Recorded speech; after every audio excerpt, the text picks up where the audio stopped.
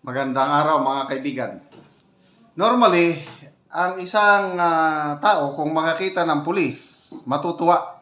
Kasi ang pulis, simbolo ng proteksyon. Kaya lang dito kay Atty. Zulueta Lopez, kabaliktaran. Dumating ang kapulisan sa hospital sa St. Luke's, pinangunahan ni General Torre. Grabing iyak, grabing takot na naramdaman yung trauma ni Atty. Zulueta pagdating ng mga pulis. Ito, viral itong video na ito. Panoorin natin.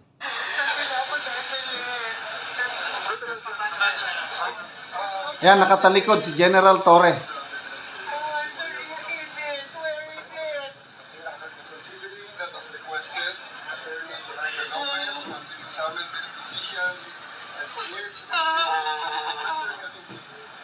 Directed to Lopez to the Veterans Memorial Medical Center, Quezon City. Ma'am, si BB, and anybody of your choice. May text tayo galing kay SIRT Rebulla. So, yung binabasa na order ba yun? Ito na yung pagdating, oh.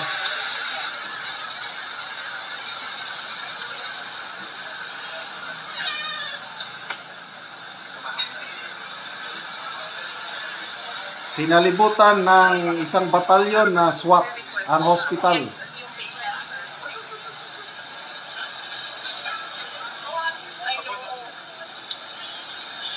ko na rin alam bakit ganito na.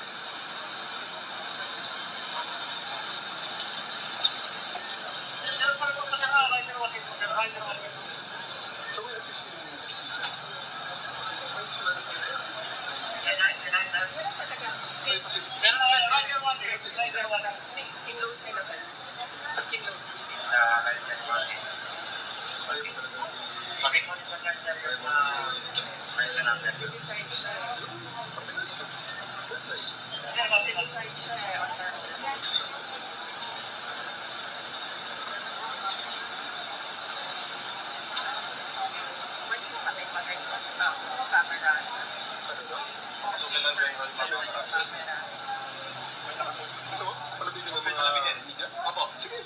Lapit na. Go na. Go. Okay, double time. Di, i-release mo ang media. Release. Go na, sabi ni General. Lapit na. Yan, nag-request si VP Sara ng media. Ayaw ng hospital. Ayaw ng hospital. Hanggang lang naman yung camera eh. Ayaw ng hospital. Hanggang lang sa inyo. Huwag nyo lang i-lock yung side ng camera. Alisin na dito ang mga kwan para makita Hanggang na lang, para makita ng camera. Maganda, yung may camera ng media. Para makita ng camera.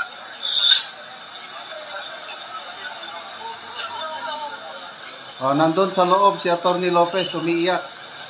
Tatakot sa mga pulis.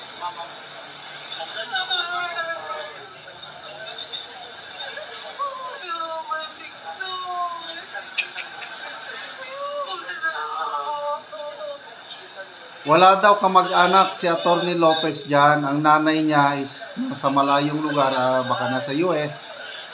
Parang tumatay yung kamag-anak na lang niya si VP Sara. Oh.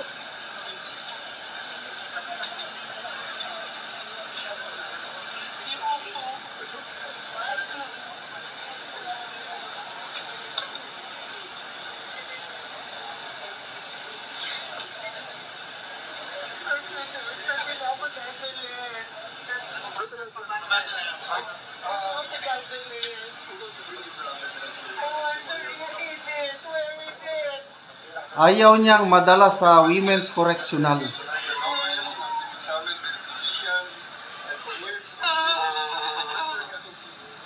Directed to Lopez to the Veterans Memorial Medical Center, Quezon City. Ma'am, si BB, and anybody of your choice. May text tayo galing kay SIRT Rebulla. Ma'am, ang sabi ni SIRT Rebulla, Yan din ang sabi niyo, tapos kinuha niyo ako kanina, dadalhin niyo ako sa correctional. Hindi ma'am, tapos na yun. Totoo.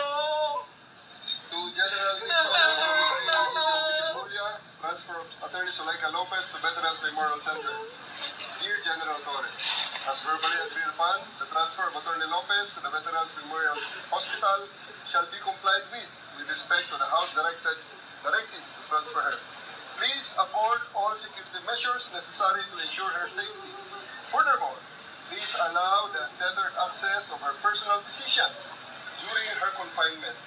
The attorney will also be afforded full visiting rights of the following people: Senator Bato de la Rosa, Senator Amy Marcos, Vice President Sara Duterte. Please be advised that all pertinent hospital safety guidelines should be followed as well as hospital policies or visitation practices. For strict and immediate compliance, signed, SIRG, John D. Kimun. Huh? Assured yun? I don't need your assurance anymore.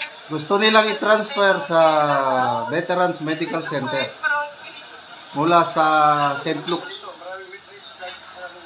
Dito naman mo sasakay ka naman mo sa sasakyan ni Pumayag sila sa media, pumayag sila kay Senator Bato, Ma'am, sasakay po kayo. sa akin. Sasakay po kayo sa sasakyan ni BP. Kasama niyo po si BP. Yan, pwede yun. She will be transported Sasamahan ni BP, to Veterans Memorial. sasamahan ni Senator Amy, Senator Bato. Pwede. Iiwanan ni BP, ma'am. Wow, pwede yun. She will be on next, di ba? Yes, promise. Of course. Nandiyan naman si BP. They are just in one car. Kasi nagsimulang gulo nung bigla siyang dalhin sa Women's Correctional. Bakit ganun? Wala sanang gulo eh. Baka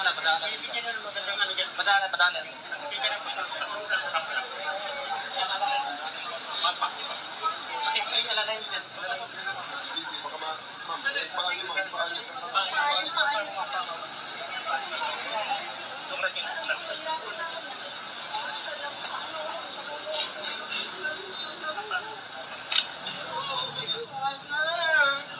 Dito kami sa likod mo, ma. Huwag kang mag-alala.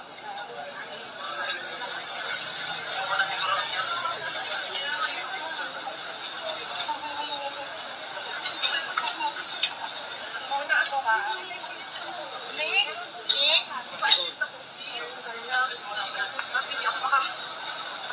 Ano ba, te?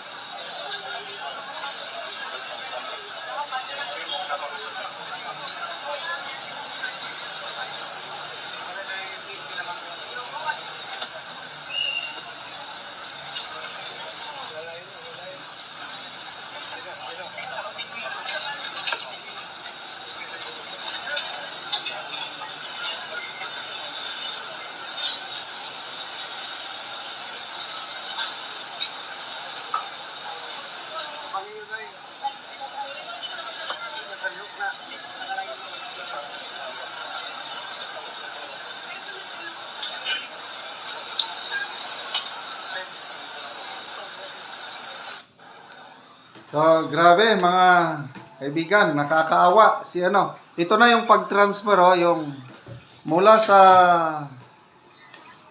St. Luke's, dinala na sa Veterans Medical Center si Atty. Zulueta. Mabuti na lang, medyo mas maganda yung order ngayon dahil yung order ng SI Secretary of DILG, pinapayagan na nandyan palagi si BP Sara sa tabi ni Atty. Zulueta. Klaro. Tapos pati ang mga senador, Senator Amy, Senator Bato, Senator Rubin ba? Basta huwag lang dalhin sa correctional.